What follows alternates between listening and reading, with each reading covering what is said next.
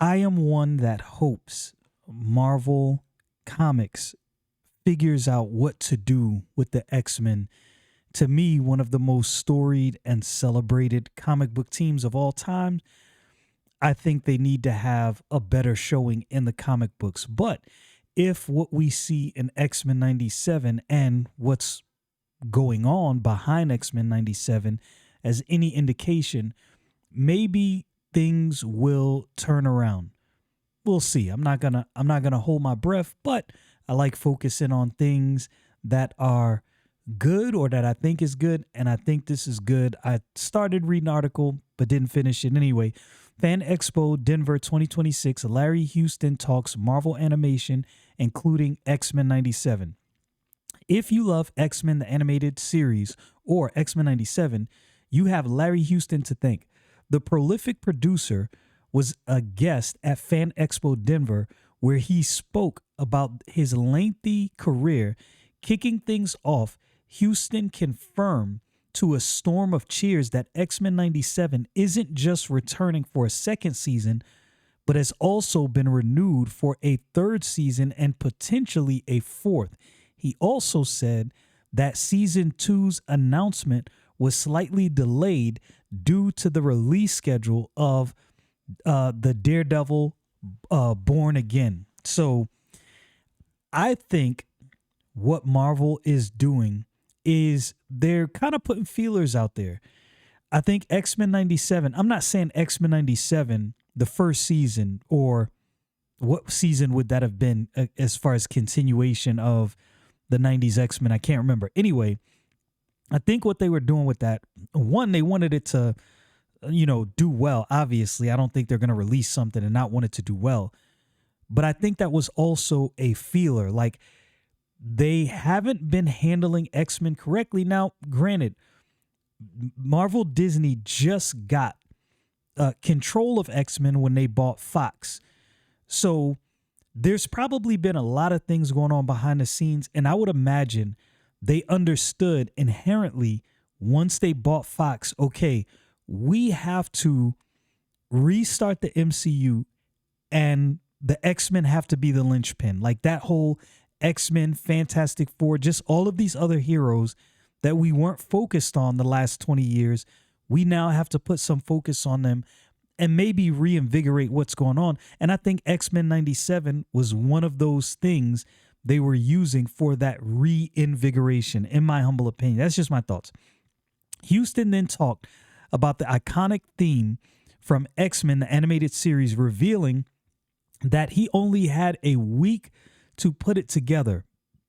He also praised Mighty Morphin Power Rangers composer Ron Wasserman for coming up with the theme. Houston also confessed that he was a longtime comic book fan and entered the animation field with fellow comic book fans Will Meugniot, Exo Squad, and Rick Hoberg, Spider-Man, and his amazing friends, who also worked on X-Men animated series. Nobody wanted the X-Men, he said, when discussing the struggle to pitch the series to a network. That is crazy. Think about nobody wanting the X-Men as a cartoon is crazy work. That's like saying, yeah, people don't want to see Batman. I don't even understand that thought process. That's nuts. The talk then turned to the creation of the shape-shifting morph, which Houston revealed was a change he made to introduce some tragedy. Other than that, Houston, alongside producer Eric and Julia Lewald, sought to stay true to the spirit of the X-Men comics. Houston even showed off a picture he and the Lewalds took with legendary X-Men writer Chris Claremont, noting that it was ironic that X-Men, the animated series, adapted only two of Claremont's iconic storylines, the Dark Phoenix Saga and Days of Future Past.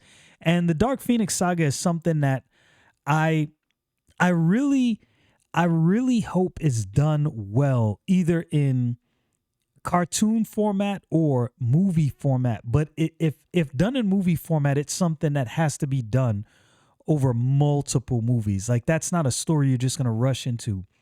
And if done in the X-Men cartoon, it's going to have to be a whole season. It can't just be, okay, we're going to do this one-off episode here. Nah. You got to give massive attention to this. X-Men the animated series ran for 5 seasons. Okay, so X-Men 97 would have been season 6. That's what I thought, but I couldn't remember exactly. Which meant there was a lot for Houston, the Renewals, and the rest of the fans to tackle.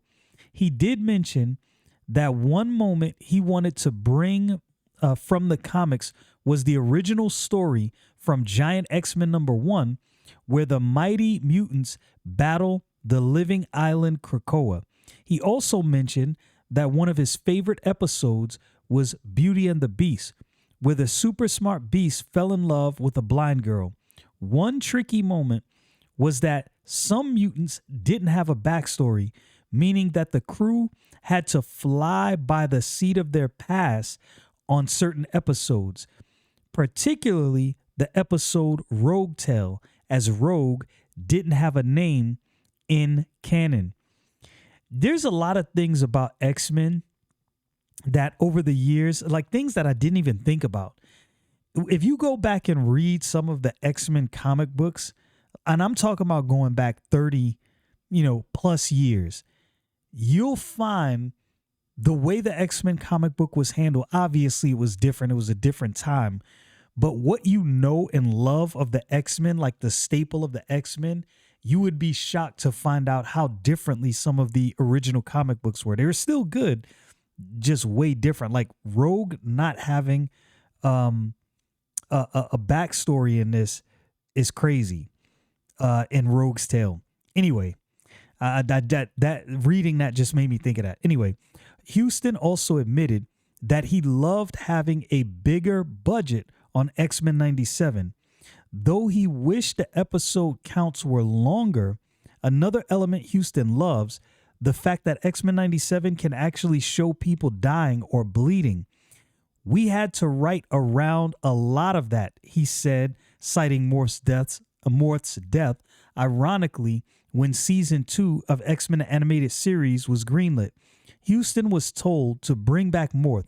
He also had to change the ending to introduce Mr. Sinister, which took place within 2 hours.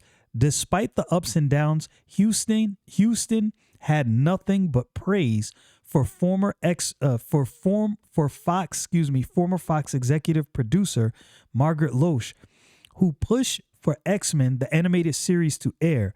Power Rangers fans should also thank Loesch, as she made a similar pitch for that series. And it's crazy. In the 90s, like, I don't know how in the 90s you could have any issue with bringing out an X-Men cartoon. That is wild to me. If you were alive during the 90s, you know as well as I do, X-Men was running things as far as comic book teams, especially I will say with the Jim Lee and Chris Claremont run. Oh my goodness.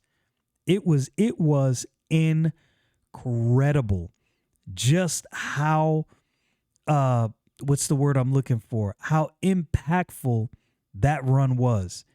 It was crazy.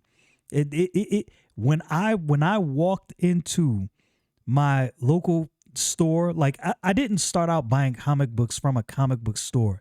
I started from the local bodega in East New York, Brooklyn, where I first saw some of these comics on the rack after I was gifted a bunch of comic books from a guy that lived on our block. But when I saw those X-Men covers, oh my goodness. And the interiors were as good and even better than the covers. You don't really get that much these days.